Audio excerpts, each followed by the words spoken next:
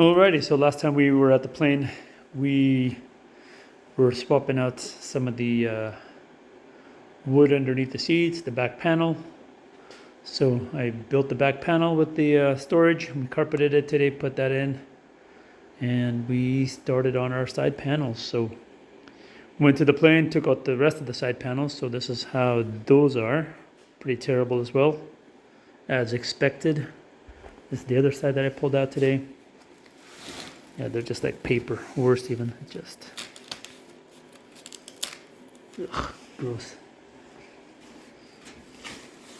Look at this. It's just well, I guess it's a 61-year-old plane, so a little bit of remodeling is expected. So I went and got a 4x8, actually no, a 4x10 sheet of 20 gauge metal, 0.032. This is just aluminum, and put the sheets on top, scribe them out, cut them out. This is what I used to cut them with. So this is just nibbler that we use for metal roofing and siding. Works pretty great. These guys just to do all the details, like small little holes like this. The other ones here, I just drilled them out where the seat belts are gonna go and door handles and that stuff. Marked all of these, you know, which is the back side, so I don't carpet the wrong side, because yeah, I would do that. So yeah, went out pretty good. This is what I have left from a 4x10 sheet.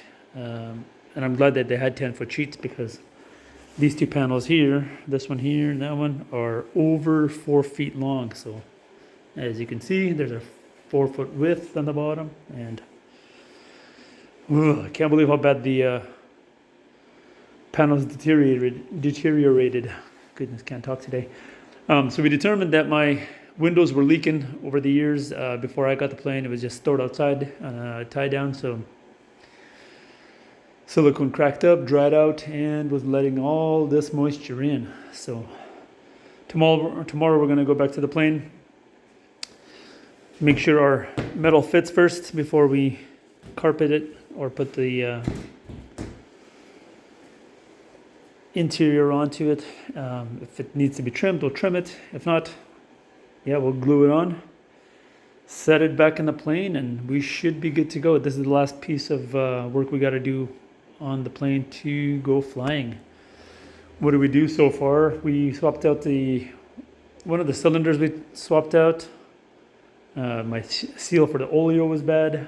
Got that done. Changed the tire. Just a few minor things. So pretty exciting. We're getting close to it, and we're in northern Alberta here, so outside is still snowing, so don't mind doing this kind of stuff indoors.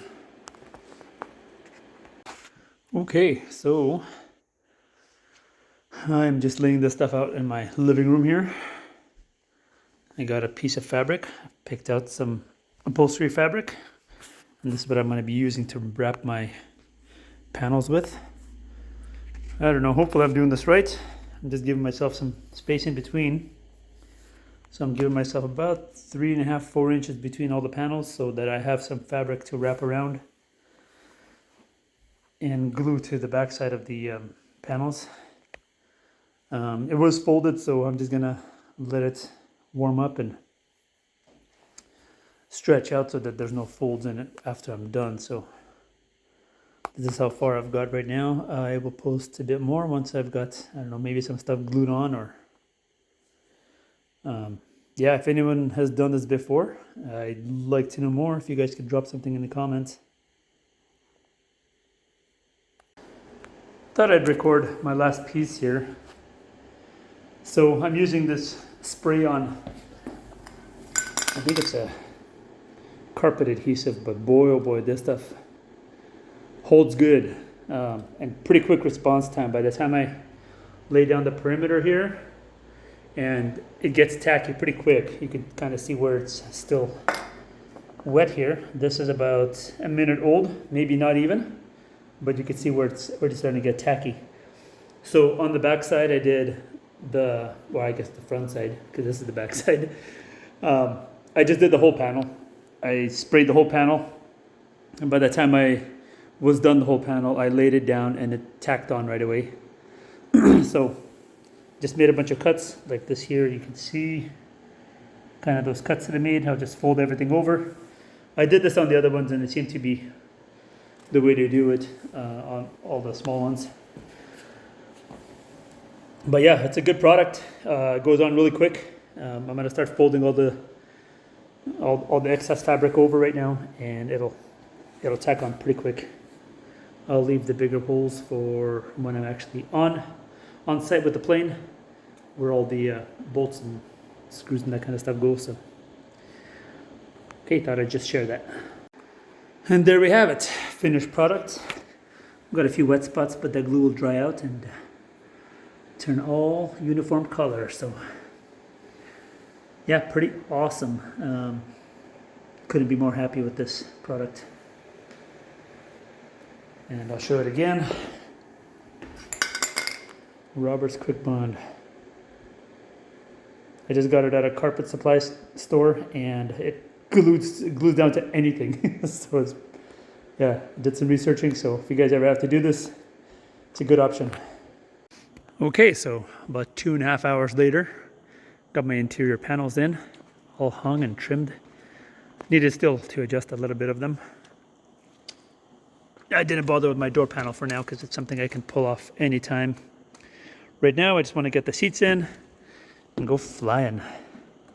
And the seats not something I could put in. My mechanic has to do that because it's one of those safety things. It's got to be done by a certified person. So let's go take a look what it turned out like. I'm glad that I went with aluminum panels. They were easy to cut, and putting them in was so simple too, because I could flex them, I could bend them. Don't have to fight with 3-dimensional. Basically like working with a 2-dimensional panel the whole time. Put in a few screws here and there just to hold them in place. It's going to be a lot lighter too, so pretty happy with the result here. Yeah, if only we had this much legroom in a plane. No, we're going to have one more seat in front, and that's where I'm going to sit, and my instructor there. And next week we'll take it out, go flying. Pretty exciting stuff here for me. This winter's been pretty relentless and brutal. We've had nothing but snow all winter long, so flying season is around the corner.